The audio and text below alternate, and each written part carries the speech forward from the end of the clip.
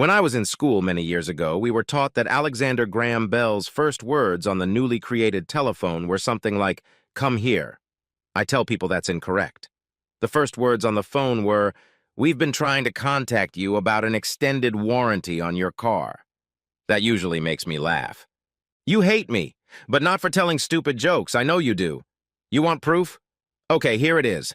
I'm a telemarketer. I told you. I started out as a personal cold caller, then worked my way up to head of the caller herd. Now I oversee robocalls on car warranties, credit cards with special rates, and window replacements. I'm not going to tell you my real name for obvious reasons. If I meet you at a bar, you find out what I do, and you turn out to be a woman, you will either slap me, spit in my face the drink I bought you, or leave in disgust, if not all three options.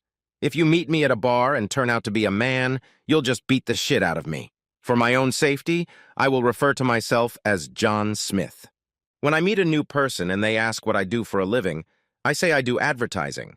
Hopefully they won't ask again. I do my best not to tell people what I really do. Most people think that used car salesmen, IRS auditors, and telemarketers should be banned from bars. I disagree with that. We have a greater need to get drunk on a regular basis than people in other professions. Those who find out about my job usually ask, "I never answer telemarketers, so why do they keep calling?" I answer that enough people answer and buy enough products or services to make this method of advertising profitable. Otherwise, telemarketing would disappear. Everyone then says they wish it would. I was gradually drawn into the job I have. I graduated from college with a major minor in history and political science. Guess how many employers want someone with that knowledge? My parents and I couldn't afford a master's, much less a PhD, so I went on a job search. I discovered that having a college degree does not mean that employers are willing to move you into a management position. My choice was to start at the bottom or be unemployed. Guess what? The bottom is crowded. As the bills came in and income was lacking, I finally applied to the one place that never turned down people with an A and B, alive and breathing degree, telemarketing. The beauty of the job was the opportunity for commissions. If I sold a warranty as a result of a cold call, I got a bonus. With an hourly wage and occasional bonuses, I was making as good or better than my friends with real jobs. The reality of what I was earning reduced my interest in jobs I thought I would enjoy more. The promotion and the percentage of commissions from my team's sales made it difficult to consider job offers that were usually just above minimum wage. I needed two things to take my mind off work: alcohol and a girlfriend, not that I considered the two things separate. Sure, I drank alcohol without a broad, but I never drank a broad without alcohol until I got married. In retrospect, I probably should have continued to combine the two things. I'll skip the part of my story where I wooed and won the heart of a beautiful maiden. I married Jane Jones. My original plan was to not tell my female companions about my work until I decided they were into me. It didn't work. I either didn't get far enough in the relationship before they found out about my game, or I was left heartbroken when I was rejected after revealing my profession. Eventually, I started hitting on female telemarketers. I hung out on the street with female smokers. I discovered that most women smoked, and many of them were not devoid of other vices either. I slept with several until I chose the woman with the saddest story and the most willingness to please. Jane Jones was a loner who was kicked out of the house by her poor, religious, conservative parents who didn't believe in extramarital sex. The child's father ran away when he was claimed. Jane never received a dime of child support. She was close to going into begging, prostitution, or both. My attention and money were welcomed with open arms. Open legs soon followed as well. I no longer had to search for a sexual partner. The three of us were cramped in my small apartment, but Jane didn't complain. Having each other to lean on and be there for each other, we were happier together than separately.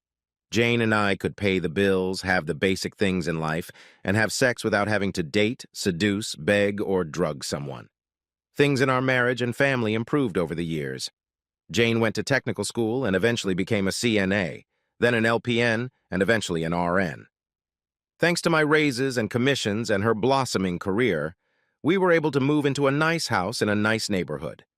We even drove cars that were no more than 5 years old. Haley, our daughter, has grown into a teenager who doesn't rebel. It's hard to believe, I know. All in all, Our life has been wonderful. I didn't realize that the marriage had peaked and we were in the process of rolling off the other side of the peak. What I loved most about being at home was that we would watch a movie with popcorn and soda on the couch and cuddle. I guess I was insecure because I used that time to reaffirm that Jane was content in our marriage. As life became more complicated, the time we spent together diminished, as did our sex life. I should have noticed it at the time, but I too was caught up in our hectic life. In retrospect, I think the problem was mostly that Jane was working among the gods, otherwise known as doctors. I'm not sure at what point in the sequence of getting my nursing degrees I began to defer to her, but it happened. Jane supposedly had to work longer hours. I knew for a fact that she was spending less time with our daughter and reducing our sex life and moments of intimacy. Her demands on me and disrespect for me grew as the doctor's attention went beyond the supposed rules of workplace relationships. I could see the train rushing down the tracks, but it was like I was paralyzed and couldn't jump off in time. When Haley turned 16 and got her driver's license, it was a more important event for Jane than it was for Haley. When her daughter became practically independent, Jane had the opportunity to have the loving relationship she felt she deserved. He was an elderly doctor whose children were grown and whose wife had run off with a younger man. It didn't bother him one bit that he had stolen another man's wife. Frankly, Jane was more likely to openly give herself to him than he could consider stealing her. Haley went with her mom and more money. Haley and I talked and decided it was for the best, though we still saw and talked to each other often. My finances weren't too bad after the divorce, but I decided to focus on my finances for a while rather than looking for a replacement for Jane. In addition to being frugal, I got a roommate. I got a call from my parents. My father's brother, known in the family as the Black Sheep, was dying of cancer and needed help. Since I now had an extra room and Jane and Haley were gone, they thought I might be interested. He could pay a small rent and the home nurses and aides could do most of the day care he needed. I always liked Uncle Mike. He was the uncle who told smutty jokes and encouraged you to say swear words that made your mouth water. He gave me my first cigarette. It made me sick. I washed it down with my first beer ever. Mike and I had a good time together, especially on those nights when he felt well enough to go out and have a drink. He would tell me embarrassing stories about my dad when he was a kid. We also drank and smoked cigars on my back patio. It was too late in his shortened life for him to worry about the deleterious effects of any vice. And in my life, it was too early to worry about it. Plus, I was still sulking and resentful about the divorce. One night, Mike got serious. "John, when I found out how sick I was, I decided I wanted to spend the rest of my time with the few people who cared about me. If I wanted to be alone, I had enough money to pay strangers to care for me. Your father tolerated me more than the rest of the family. That's why I went to him first. He assumed that you liked me the best and could use the financial help. I want to say that I have really enjoyed living with you these past few months. I talked to your father about my will. I had originally planned to give my money to him and your mother, but he didn't want to. You see, I didn't always play by the rules when earning my money. I told him that my dirty money could buy the same good things with my dirty money as his clean money, but he didn't care. I asked him if I could leave the money to you, and he said it was up to you. So you can? Uncle Mike, I have enjoyed your company immensely. You have helped me a great deal to forget my domestic troubles. As far as I'm concerned, it's your money, and you can dispose of it as you see fit. I could use the money to make up for what my bitch of a wife took away in the divorce, but I don't suffer that much. She had no problem taking money for doing nasty things to me, so I don't care how clean the money I get from you is. I'll be grateful, but I hope I don't get it for a long time. Thanks. I don't think it will be that long. In the meantime, how about having a drink, smoking a good cigar, and watching pornography or inviting prostitutes over? Uncle Mike passed away a few weeks later. Not many people showed up for the funeral. My father and I were the only people at the funeral. I was informed that I was the beneficiary on his life insurance policy, which turned out to be $50,000. I was pleasantly surprised and offered my father some of the money. He told me to use it to pay for all funeral expenses and keep the rest. Although I was sad to see my uncle die, I was happy to see my financial situation improve. I had gotten back most of the money I had lost because of Jane, and I only had to pay child support for Haley for a while longer. I was a little surprised that I was the only one called to Uncle Mike's attorney's office for the reading of the will. I figured he would have a few $1,000s or some random property or used car to give me. The lawyer made an interesting speech before reading the will. Mr. Smith, your uncle had many, shall we say, talents in making money, mostly in areas that people generally consider immoral and/or illegal.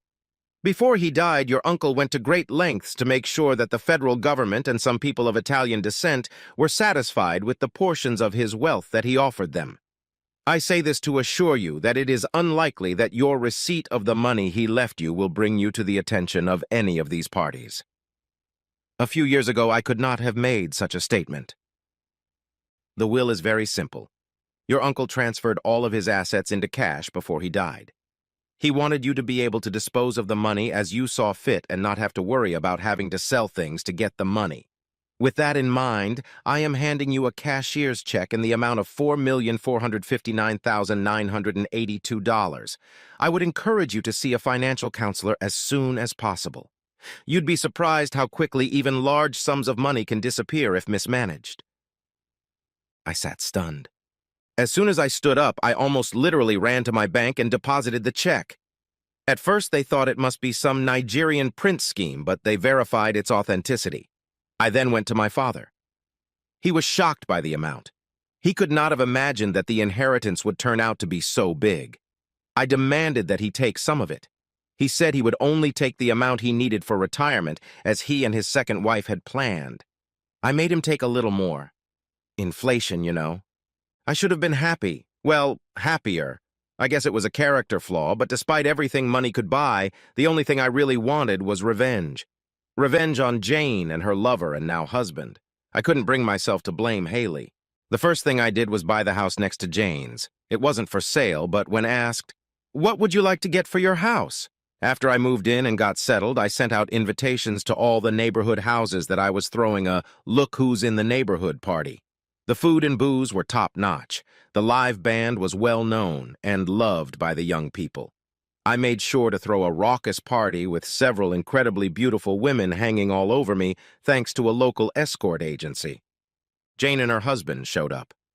I'm sure my name on the invitation came as a shock to her. I doubt she thought it was for real. Her curiosity didn't allow her to stay away.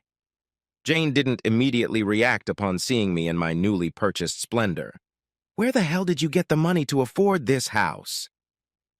"None of your business, Jane X." Jane X? Is that what you're calling me now?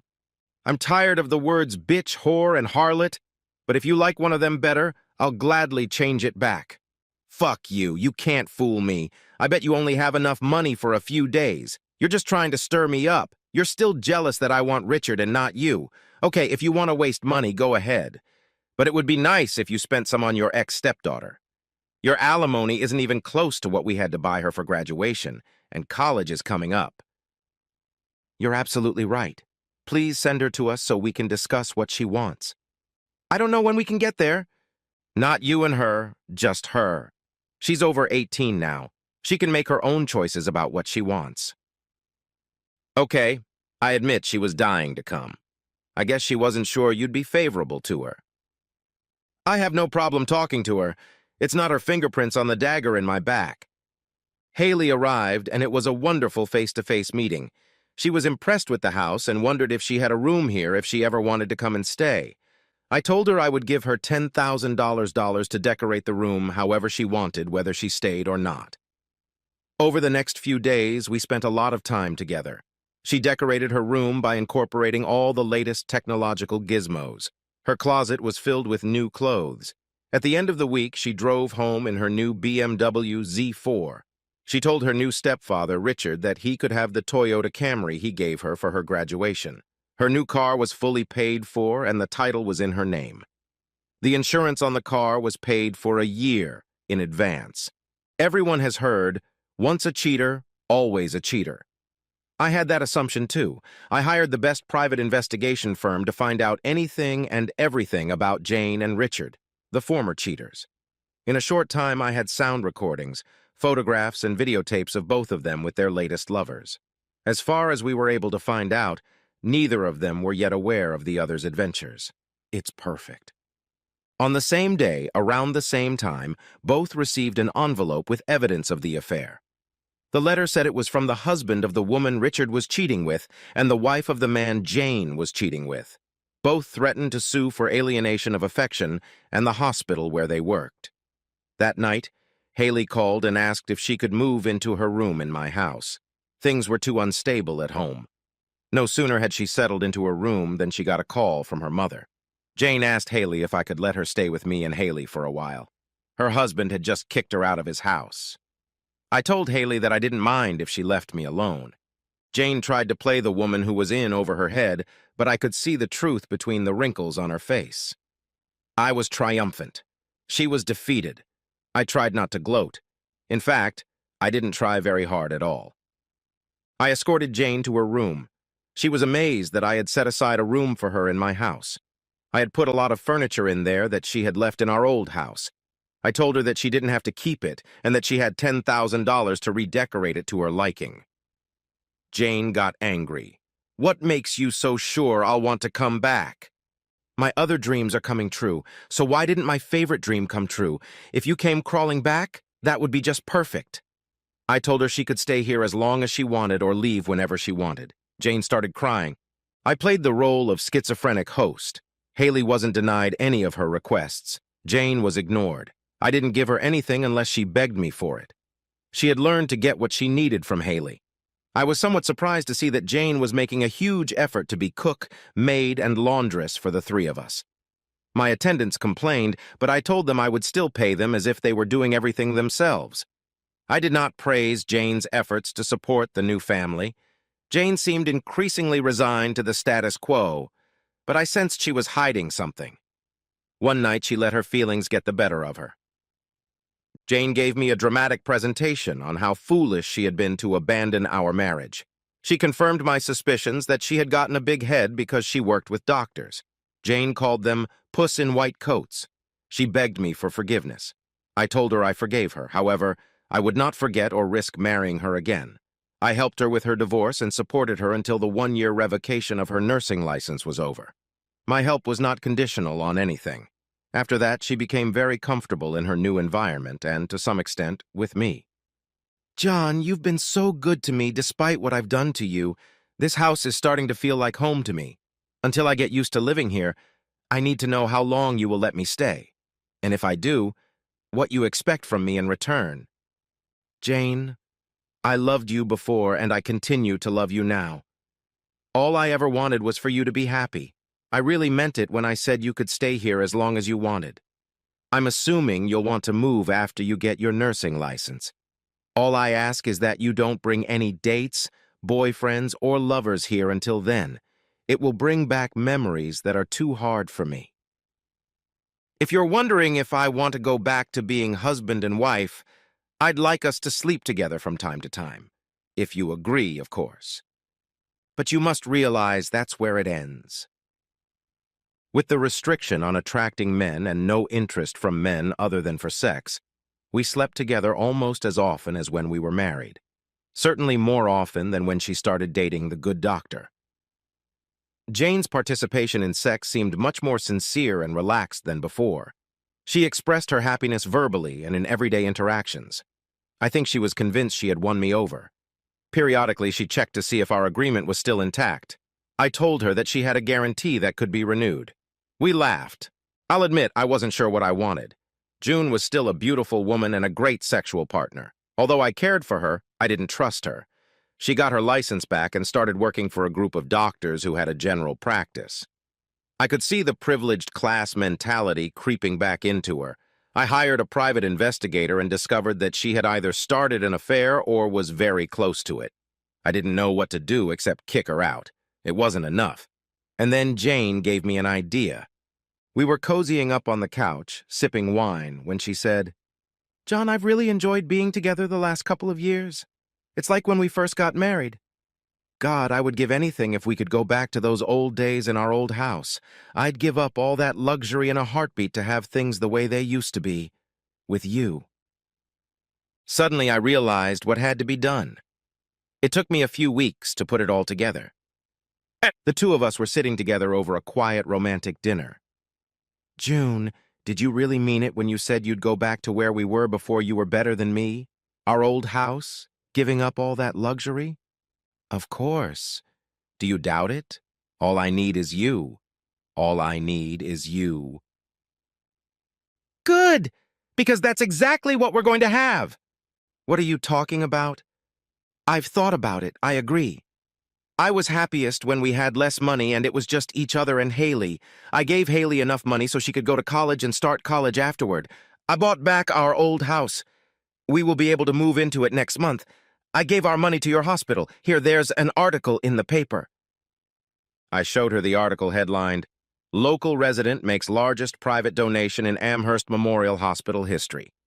Administrator Melvin Harmon explained that the donor wished to remain anonymous. Needless to say, we are thrilled with his generosity. What have you done? Are you out of your mind? I thought I was doing exactly what you wanted me to do. Surely you weren't stupid enough to give it all away? Of course not. Look at these bank statements. You see, my amounts in the bank are exactly the same as when you left for Richard. You are an incredibly stupid man. How could you? We could have been happy together. I don't think so. Your definition of we seems to include too many other men. I showed her the private investigator's report. Finally, it came to her. You tricked me. That's a false headline. You're a son of a bitch. You're still rich, and now there's no chance of me becoming your wife again, is there? Not a chance in hell. Are you sure? You know I'd give up my lover if we got married again. Not a chance. Not even with an extended warranty.